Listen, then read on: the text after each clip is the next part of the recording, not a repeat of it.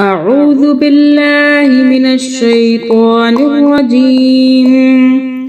بسم الله الرحمن الرحيم. القارعة. ما القارعة؟ وما أدراك ما القارعة؟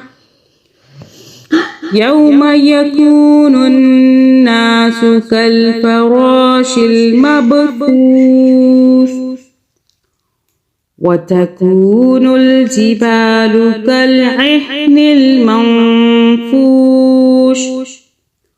فأما من ثقلت موازينه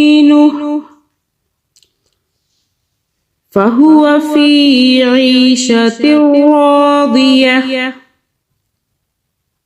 وأما من خفت موازينه